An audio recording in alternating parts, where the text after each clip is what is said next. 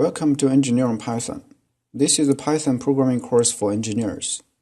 In this video, I will talk about string encoding and formatting. There are two widely used text encoding systems, ASCII and Unicode. ASCII stands for American Standard Code for Information Interchange.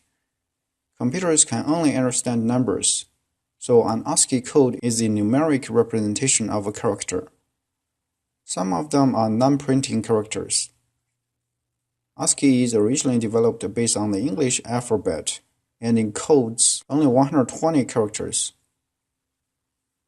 These characters are represented by decimal numbers from 0 to 127. They are shown in this table. For example, the @ sign is represented by 64. The capital letter A is represented by 65. The lowercase letter a is represented by 97. The digit 9 is represented by 57, and so on. Unicode contains more than 100,000 characters covering more than 100 languages. We can use the ORD function to convert a single character to the ordinal decimal number. For example, the number associated with uppercase letter B is 66. The number associated with lowercase letter b is 98. The numbers associated with Python, Python, are listed here.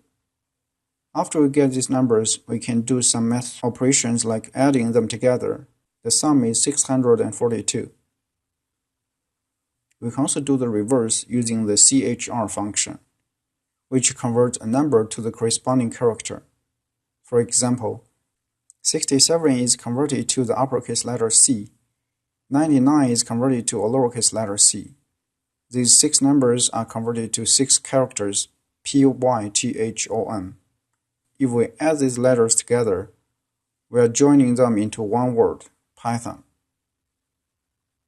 These functions are very similar to the int function, the float function, and the string function. int converts a string which can be more than one character into an integer number.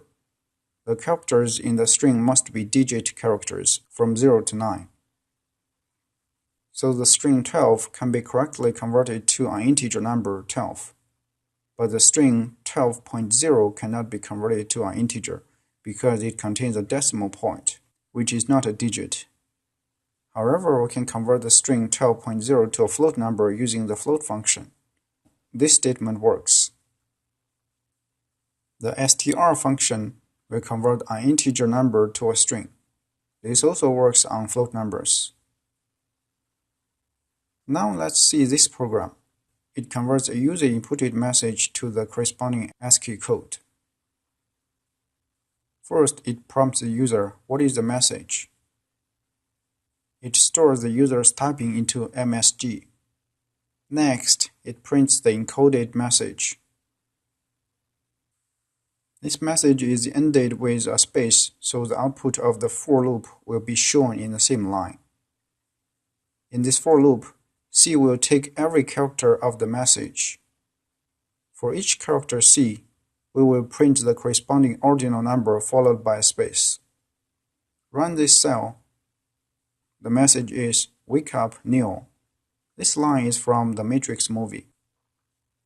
The encoded message is just a series of numbers. Now let's decode the message. First, ask the user, what is an encoded message? They're supposed to be separated by space. Store it in the encoded message, then use a split method to get each number string in that message. For example, the encoded message is this. After splitting, we get a list of strings. Initialize the decoded message to be an empty string.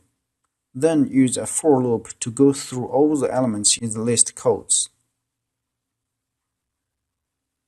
For every element, convert it to an integer. Next, further convert the integer to the corresponding character in the ASCII table. Then append this character to the end of the decoded message string. Finally, print out the decoded message, which is "Wake up, Neo." Starting from here, we will talk about string formatting, or sometimes we call it prettied it up. We can customize string formatting based on our needs. Many of the following examples can be accessed by typing help formatting in Jupyter Notebook. This syntax seems really complex. However, we rarely need to specify all these options when we actually use it. We can just leave them with the default values. What I want to mention is that S is a string with formatting specifications. The formatting specifications are the part enclosed by the curly braces. When we use the formatting, we put the string first, then dot format with some real arguments. The syntax is better illustrated with examples. This is the first example. Format has 3 arguments, A, B, and C. Back here in the string, there are 3 pairs of curly braces. They work as placeholders. So A will fill the 0th position, B will fill the 1st position, and C will fill the 2nd position. This is the output.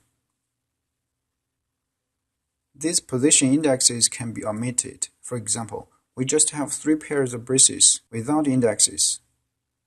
These 3 arguments will fill these 3 positions in order. If the placeholder indexes and the arguments orders are different, we need to be explicit. In this example, placeholder 2 will be filled with C, 1 will be filled with B, and 0 will be filled with A. Arguments indexes can be repeated. In this example, we have 2 zeros. They will both be filled with abra. The output of this statement is just abracadabra. The indexes don't have to be numbers. In this example, format has 2 arguments, latitude and longitude. Each is represented by a string. The placeholders are latitude and longitude, respectively. These arguments will be placed in the correct position by name. In this example, the argument is a list that contains 2 elements. We can access each element using indexing. This part will be replaced by the 0th element of this list, and this part will be replaced by the 1st element of this list. As a result, x is 3, y is 5. In this example, these 2 arguments will be put into these 2 placeholders. The plus sign means we will show the plus sign if the number is positive, the minus sign if the number is negative. So the result is positive 3.14 and negative 3.14. In this example, we have a comma in the placeholder. That means we will use a comma as the thousandth separator for large numbers. This example has a percent sign, and before that, there is a dot and a number 2. It means we will show the number 19 over 22 as a percentage. The number will only show 2 digits after the decimal point. The result is 86.36%. In this example, the 2f means we will round this number and only keep 2 digits after the decimal point. The result is 1234.57. If there is no letter f, it means we will use only 2 digits in total. The result is a scientific notation, 1.2 times 10 to the power of positive 3. This is an approximation. In this example, the letter E means we want to use the scientific notation with 6 digits by default after the decimal point to represent this number. If we don't like the default 6-digit setting, we can specify how many digits we want to show. Here, 4E means the scientific notation with 4 digits after the decimal point. This number is rounded to 1.2346 E plus 3. If we want the output string to be left aligned, we can use a less than sign, which looks like an arrow pointing to the left. 30 is the specified width, or the total number of spaces it will occupy. Now the string is left justified. The caret sign, which looks like an arrow pointing up, is used to tell the format function that the string will be centered, like this. The star in front of the caret sign is used to let the format function know that we will fill the space with stars instead.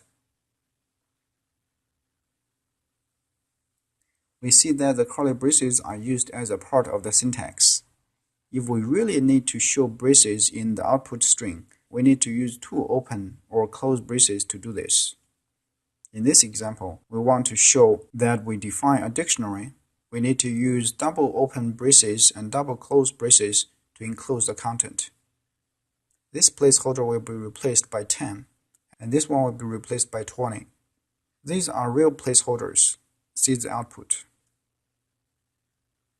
And last, let's write a program that counts the total value of some coins. We print a message to ask the user to enter the number of each type of coins. We give the number of quarters to Q, the number of dimes to D, the number of nickels to M, and the number of pennies to P.